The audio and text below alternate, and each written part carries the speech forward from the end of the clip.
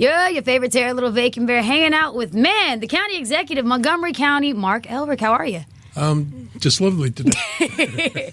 Now, I was asking you this earlier, but how often do you get a chance to be on, like, a hip-hop radio station? Hip-hop radio station every few years. I've been here before. Yeah?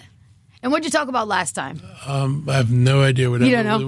Whatever was of the moment at that time. Sure. Well, I will say that we have a unique opportunity to catch up today because the radio station is in Montgomery County, so I kind of got to rep it with you there. Absolutely. Now, I do know that we're rolling into summer, and there's a lot going on in the community, especially over in Montgomery County. What are you guys working on this summer? Trying to make sure we got the right programs for kids so we can engage as many youth as we possibly can, keep them engaged over the summer. Absolutely. So now, that's a discussion right now. I was going to say, to that point, over even in Prince George's County and even over in Washington, D.C., the big talk that we've been having so much about is about the teen takeovers, the car link-ups, and all of those things. But what is Montgomery County doing to give something safe and inviting for these kids to do this summer? Well, we've seen some link-ups or efforts at link-ups, and we've seen the car rallies, which are big problems. Right. We're just trying to activate our rec centers, make sure that we have enough opportunity for kids to come over there. We've worked with nonprofits in the county, so there's some work with youth. Hopefully the schools always have summer programs, and they can help keep kids engaged. We're hoping there's enough going on that keeps kids off street, and we hope we do a jobs program every year with the school system, and we help kids either get work with either county agencies or with people who partner with us. So there's a lot of stuff going on, but that's one of the things we want to get, make sure we do in the summer. Would you say that has been a productive method thus far, or are you guys still working at the drawing board on how to get these kids engaged in a meaningful way? I think we got to go further to get it at scale. I think there's still a lot of kids who don't get touched, and I think that particularly for work, they don't just want to play. There are kids who need jobs, and it's just hard. This job environment to begin with is not easy. It's hard enough as an adult to get a job, so being a child getting a job also. We're looking. You're looking at unemployment going up, and so when your unemployment goes up, those are the first ones who don't get jobs. So we worry about that. Sure. Are you engaging enough or often with the young people? Are you talking to the young people just to see what they want? Because I don't even get a chance to catch many kids to be like, hey, this is what you guys need to turn things around. But have you got a chance to step in front of a youth yet? I've talked to some kids. I've been, a couple of high schools and talked to groups there. But, I probably don't see the kids who need it most. There aren't forums where, they come out and they talk in the schools. They haven't brought me over for an invite for talking to the kids. That they would like, who they would feel would be more at risk and maybe more benefit from hearing alternate approaches to how we do things, how you can live your life differently. Absolutely. I've been to a million school visits myself, and I think that's one of the biggest things is trying to find I don't want to say the troublemakers, but those that need to be having that conversation. They're not the ones in the classroom, and they're not sitting here at the assembly also. They're somewhere else also. I taught school for 17 years here. Right. And even at the elementary school level, you see kids who disengage, and they don't see a path forward. Sure. And when they tune out at a young age, it's hard to tune them out when they get older. So I'm a big believer that everything we do, we really got to focus on what happens to kids from K to 5. Yeah, and they're developmental. Yes. Well, yeah, we got to turn something around there. That said, we got to do something with the little kids so that maybe we can help them out at the middle and high school level then. Governor Moore's talked about this. He's put money in. We've put money in to early childhood education. If you get kids between 2 and 4 and you get them ready when they leave kindergarten, so they're reading and they're at grade level, those kids will tend to do okay. What usually happens, and this is a scary thing, they'll tell us, it's true when I was teaching, that many of the kids entering kindergarten are entering at about the level of a 3-year-old instead of a 5-year-old. Wow. And I wonder how that's even been impacted now with the pandemic also. Every bit. People say this has not changed. And you've seen 3-year-olds before. A 3-year-old is not a 5-year-old. They're not ready cognitively, socially. Right.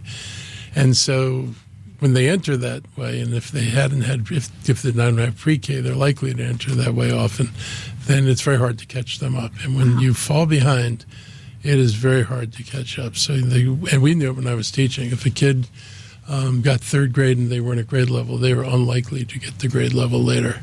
Wow. Yes. Well, that's quite the perspective. I think that that's super important to note then that we need to start targeting maybe even younger kids to catch them before they're getting a chance to make some choices for themselves. That was the most frustrating thing because they would, there were studies coming out saying you got to start with the kids 2 to 4 and all our programs for high school kids. And it's like, at that point, you're doing triage. You're taking kids who aren't doing well, who don't know what they're going to do with their life, and then you're trying to yank that around.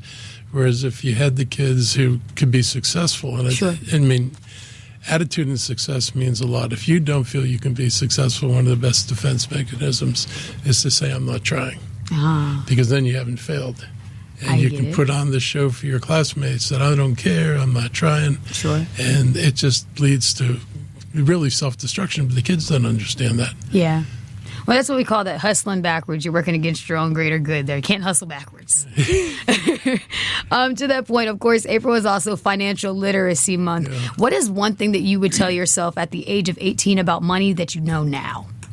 Well, at the age of 18 and into my 20s, I thought, I knew about Social Security, and I thought, well, that's my retirement. It won't be here for me when I'm done. I don't think so. I think they're going to have to fix it so it'll be there. But even if it were there, it's not enough to retire on. Of course. And I had no idea that was true. Mm-hmm. So I was merely going through life, not putting money away in my 20s and probably up to my mid-30s thinking, I got Social Security. Yeah. And then one day, you get this report from Social Security. And it told you how much is coming? You're looking at your projected income, and it's like, oh, wait a minute. This does not happen.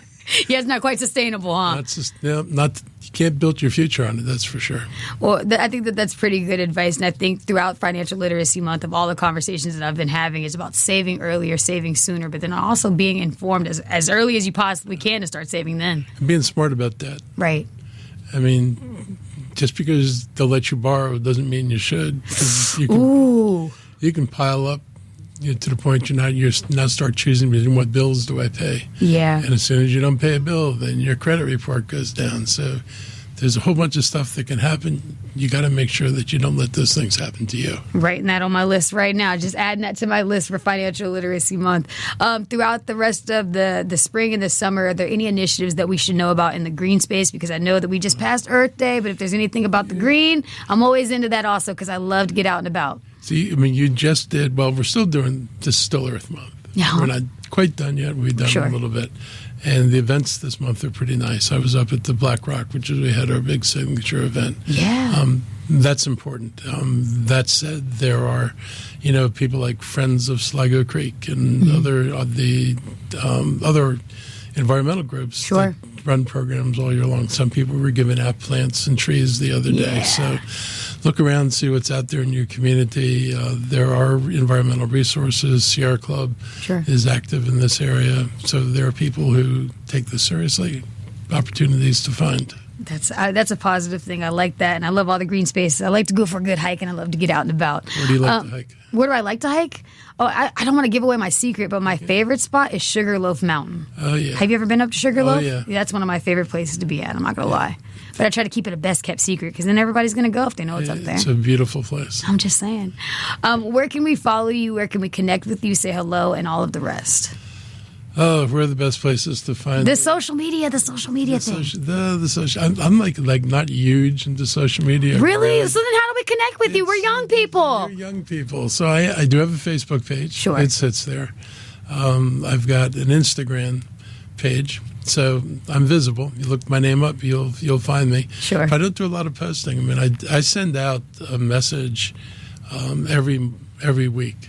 Sure. And I try to let people know what we're doing. And I feel like social media's gotten really destructive, in case you haven't noticed. Trust me, I'm there. I'm chronically online. That's what they call that. And I look at this, and it's just like, it is discouraging because you can start out in a pretty sane place, and pretty soon it's bombed by people who just are not constructive, and then you've taken places that could be really nice and turned it into something different. Instagram doesn't seem to have gotten that bad yet. I think it's the best part is that you have to learn to weed through the trolls and get to the real information and the real bread and butter so that you can talk to the people, because it's a good pipeline of information in that way, but you can just ignore the trolls, You try. Huh? You try. We all try. But to that point, I want to thank you so much for your time, for your afternoon. And I would love for you to come back and tell me what else you got going on next time you got a program to get out and about at. I'd love to catch you. Drag me out, I'll come back. And will. Thank you. Thank you.